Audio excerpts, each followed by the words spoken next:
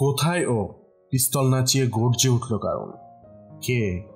কালো মুখ ওই নিগ্র ছোড়াটা। কেন, কি করেছে ও? কি করেছে? আমার জাহাজটাকে জ্বালিয়ে দিয়েছে শয়তান ছোড়া কোথাকার। দরজার দিকে চোখ পড়তে মুখের পেশি শক্ত হয়ে গেল কিশোরের। পাল্লাটা ফাঁক হচ্ছে 1 ইঞ্চি, আরো 1 ইঞ্চি। বাংলাদেশে 3 গোয়েন্দা, পর্ব 9। আপনার কানে কানে গল্প বলে 9 অডিও বুক সাবস্ক্রাইব করে রাখুন যেন কোনো অধ্যায় হারিয়ে না যায়। ভালো লাগলে লাইক দিন আর মতামত দিয়ে গল্পটা আমাদের গল্প করে তুলুন। শেয়ার করুন জ্ঞানের এই সুর অন্যের কাছেও পৌঁছাক। মুসা কেবিন থেকে বেরিয়ে যাবার পরেও অনেকক্ষণ চুপচাপ বসে রইল কিশোর আর রবিন। গুলির শব্দের অপেক্ষা করতে লাগলো। 2 মিনিট কেটে যাবার পরেও যখন শোনা গেল না শব্দ, ধীরে ধীরে স্বাভাবিক হয়ে আসতে লাগলো দুজন।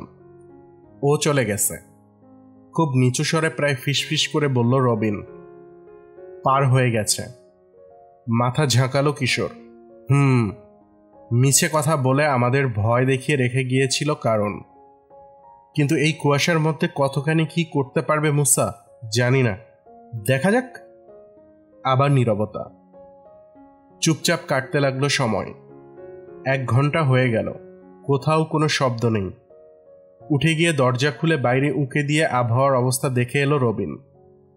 কুয়াশা সামান্য পাতলা হয়েছে বলে মনে হলো তার। তাতেই বা কি, শুনে জবাব দিল কিশোর।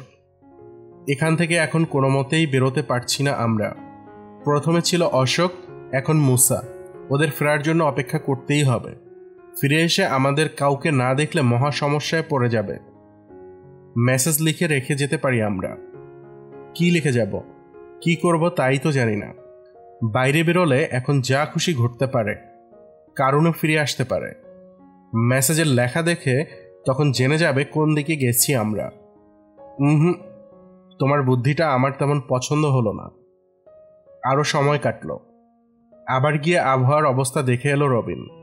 কুয়াশা সত্যিই পাতলা হয়েছে, জানালো সে। শুধু শুধু কেন বসে থাকতে যাব আমরা বুঝতে পারছি না। কেন বেরোবো সেটাও তো বুঝতে পারছি না, জবাব দিল কিশোর।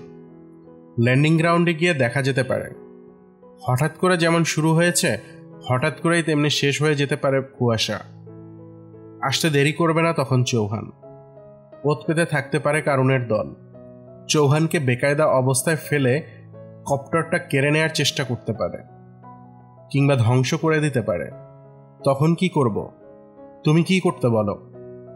ল্যান্ডিং গ্রাউন্ডটা খুঁজে বের করতে পারবো আমি। একজনের গিয়ে ওখানে বসে থাকা উচিত আমাদের। চৌহান না এলে ফিরে আসব, আর ঘন্টা 2 মধ্যেই অন্ধকার হয়ে যাবে। ঠিক আছে, কিশোর বলল। ঘরে থাকতে না চাইলে যাও, তবে লাভটা বিশেষ কিছু হবে বলে মনে হয় না। সাবধানে থেকো, কোনো অবস্থাতেই কারণের সামনে পড়তে যেও না। না, পড়ব না, আমি এখানেই থাকব। আচ্ছা, কুয়াশা থাকুক বা না থাকুক, রাত নামা শুরু হলেই ফিরে আসবো আমি। আলো থাকতে থাকতে না এলে এরকম আবহাওয়ায় আর আসবে না চৌহান। দরজার কাছে গিয়ে দাঁড়ালো রবিন। পাল্লা সামান্য ফাঁক করে উকি দিল, তারপর বেরিয়ে গেল। দরজাটা নিঃশব্দে লাগিয়ে দিল পিছনে। একা একা বসে বসে ভাবতে লাগলো কিশোর। একবারই মাত্র নড়ল সে, আগুনটা উস্কে দেওয়ার জন্য। ঘটনাগুলো যেভাবে ঘটে যাচ্ছে মোটেও ভালো লাগছে না তার। কারণের দ্বীপে ফিরে আসাটাই গোলমাল করে দিয়েছে সব। এ কথাটা ভাবা উচিত ছিল আগেই। ওর কথাটা হিসাবের মধ্যে না রাখতেই এখন যত বিপত্তি। মুসা কিংবা রবিনকে নিয়ে ভাবছে না বিশেষ, নিজেদের বাঁচানোর ক্ষমতা আছে ওদের। কিন্তু অশোকের ব্যাপারটাই চিন্তিত করে তুলছে ওকে। যে কোনো সময় ওকে খুন করে বসতে পারে কারণ। একেবারেই বাধা টাধা না দিয়ে ওকে এভাবে কারণের হাতে ছেড়ে দেওয়াটা ঠিক হয়নি মোটেও। কেবিনের একমাত্র জানালাটায় আলো ক্রমেই ফিকে হয়ে আসছে। কমে যাচ্ছে দিনের আলো, এগিয়ে আসতেছে রাত। মুসা আর রবিনের ফেরার সময় হয়েছে। বাইরে টিনে লাথি লাগার শব্দ হলো। কে? মুসা বা রবিন এতটা অসাবধান হবে না যদি তাড়াহুড়ো কিংবা খারাপ খবর না থাকে। ঝটকা দিয়ে খুলে গেল দরজা। উদ্যত পিস্তল হাতে ঘরে ঢুকলো কারণ। পিছনে তার 2 সহকারী। কোথায় ও? পিস্তল নাচিয়ে গর্জন করে উঠল কারণ। নড়ল না কিশোর। কে? কালো মুখ ওই নিগ্রো ছোকরাটা? ভয়ঙ্কর স্বরে বলল জাহাজি টুপি পরা লোকটা। কেন, কি করেছে ও? নিরীহ মুখ ভঙ্গি করে থাকলো কিশোর। কি করেছে? আমার জাহাজটাকে জ্বালিয়ে দিয়েছে, শয়তান ছোড়া কোথাকার। কষ্টে হাসি চাপল কিশোর। এই কাণ্ড করেছে তাহলে মুসা? সেজন্যই আসতে দেরি করছে। কিছুই যেন বুঝতে পারছে না এমন ভঙ্গিতে জবাব দিল কিশোর। কিসের বোট? জানতামই না আপনারা বোট নিয়ে এসেছেন। এলাম কিভাবে তাহলে? সেটা আমি কি করে জানবো বলুন? আমি তো আর গণক নই। কোথায় ও? চিৎকার করে উঠল লোকটা। এখানে নেই। আমি ভাবছিলাম আপনাদের সঙ্গে বুঝি দেখা হয়েছে ওর। এখানে লুকিয়ে থাকার যে জায়গা নেই, দেখতেই তো পাচ্ছেন। পরস্পরের দিকে তাকাতে লাগলো লোকগুলো।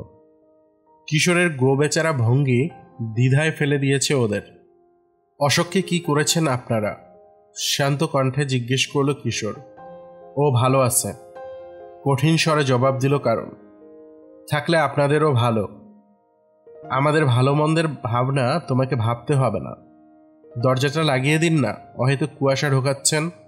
দড়াম করে দরজাটা লাগিয়ে দিল কারণ। Thank you. বিনয়ের অবতার বনে গেল যেন কিশোর। হ্যাঁ, কি যেন বলছিলেন? আমার বোটের কি হবে? খড়খড় করে উঠল টুপি পরা লোকটা। তার আমি কি জানি? আপনার বোটের দায়িত্ব কি আর আমার উপর ছিল? আর একটা জোগাড় করে নেবেন। টাকাটা কে দিবে শুনি? আমি অন্তত দিতে পারবো না। এত টাকা সাথে করে নিয়ে আসিনি। আপনাদের বোধহয় একটা কথা জানা নেই, এ দ্বীপটার একজন মালিক আছে। তার বিনা অনুমতিতে এসে থাকলে বেআইনি কাজ করেছেন। ও নিয়ে তোমাকে ভাবতে হবে না। দাঁত বের করে হিসিয়ে উঠল কারণ। ভাবতে হবে, কারণ যে কোনো মুহূর্তে এখানে এসে হাজির হতে পারে পুলিশ। শান্ত কণ্ঠে জবাব দিল কিশোর। তাদের কাছে দ্বীপে নামার কৈফিয়ত দিতে হতে পারে আপনাদের। আমরা কি করব না করব সেটা কি তোমার কাছ থেকে শুনতে হবে নাকি? তা হবে না। তবে আপনাদের ভবিষ্যৎটা দেখতে পাচ্ছি তো, তাই বললাম। সময় থাকতে কেটে পড়ার চেষ্টা করুন। যাজ্ঞে, বহুত প্যাচাল হয়েছে। এসব ফালতু কথা আর ভাল লাগছে না আমার। টুপিওয়ালার সঙ্গী অন্য স্থানীয় লোকটা বলল, বোট ছাড়া কেটে পড়ব কিভাবে? সেটা আপনাদের ভাবনা, কিশোর বলল। আমার পরামর্শ দেওয়া দরকার, দিলাম। তবে পুলিশ আপনাকে তীরে নিয়ে যাওয়ার ব্যবস্থা করে দিতে পারবে। কিন্তু তাহলে তো তীরে নেমে শ্রীঘরেও নিয়ে যেতে চাইবে আপনাদের। ভেবে দেখুন আমার কথাটা। পরস্পরের দিকে তাকাতে লাগলো আবার তিনজনে। মুখটাকে যতই স্বাভাবিক করে রাখুক, মনে মনে প্রচণ্ড ভয় পাচ্ছে কিশোর। যে কোনো মুহূর্তে ঢুকে পড়তে পারে মুসা। ওকে দেখলে রাগ চরমে উঠবে কারণের। গুলি করে বসাটা অসম্ভব নয়। কি যেন ভাবছে কারণ। আচমকা ঘোষণা করে বসল, আমরা এখানেই রাত কাটাবো।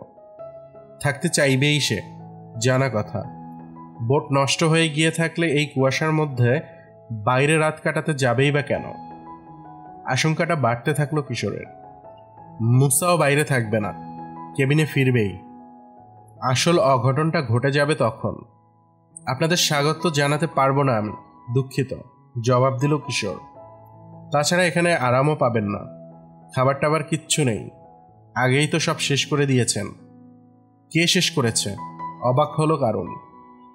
কেবিনে ঢুকেছি, কিন্তু এখানকার খাবার ছুঁয়েও দেখিনি আমরা। নিজেরাই প্রচুর খাবার নিয়ে এসেছি।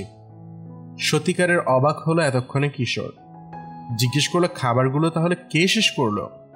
বাইরে খালি টিনগুলোই বা ছড়িয়ে রাখলো কে? খাবার শেষ কে করলো আমি কি করে বলবো? বাইরে টিনগুলো আমরাই ফেলেছি, কিন্তু কেবিনের খাবারের টিন নয়। আসার সময় বোট থেকে নিয়ে আসতাম। চুপ হয়ে গেল সবাই। কেউ কোনো কথা খুঁজে পাচ্ছে না আর।